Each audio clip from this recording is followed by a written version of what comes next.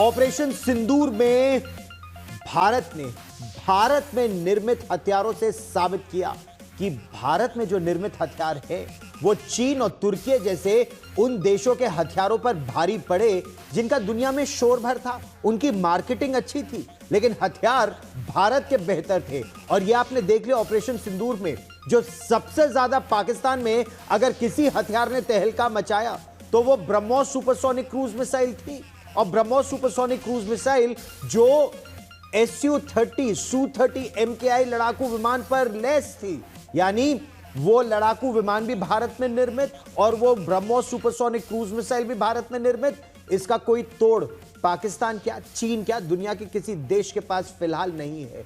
और ये अतिशयोक्ति अलंकार नहीं है, अतिशयोक्ति बिल्कुल नहीं है। ऑपरेशन सिंदूर के दौरान चीन की जो PL-15 air to air beyond visual range missile थी उसकी बात करें, या फिर उनका जो HQ-9 एयर डिफेंस सिस्टम है उसकी बात करें, भारत की स्वदेशी ब्रह्मोस और सुखोई 30 MKI की मार से पाकिस्तान के 13 एयर बेसेस और रेडार स्टेशन नहीं बच सके। ना ही बहावलपुर बच सका, ना ही मुरीद के बच सका। और यह बात पाकिस्तान मान गया है।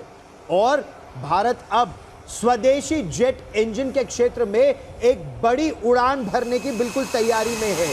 जी हां, कावेरी 2.0, जिसे भारत ने ही defence research and development organisation DRDO ये 80 के दशक से लगा हुआ है कावेरी इंजन पर, और बहुत समस्याएं आई। एक बात आप समझ लीजिए, फाइटर जेट इंजन दुनिया में बहुत कम देश बनाते हैं।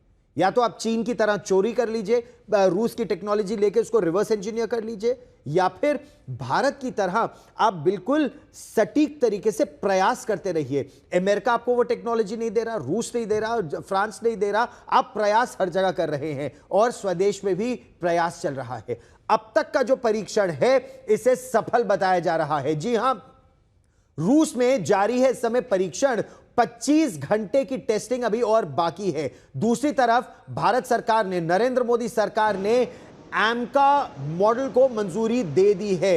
यह एडवांस मीडियम कॉम्बैट एयरक्राफ्ट है, इसकी बहुत आवश्यकता है भारत को आने वाले समय में। यह 5th जनरेशन फाइटर जेट है जो स्टेल्थ टेक्नोलॉजी के साथ है, एडवांस्ड एवियोनिक्स के साथ है। ट्विन इंजन एयरक्राफ्ट ये होगा, यानी इसमें 2 इंजन होंगे। आने वाले युद्ध में इसकी बहुत बड़ी भूमिका रहेगी और विदेश से खरीदने के बजाय भारत की कोशिश अब यह है हम ये भारत में ही बनाएंगे, स्वदेश में बनाएंगे।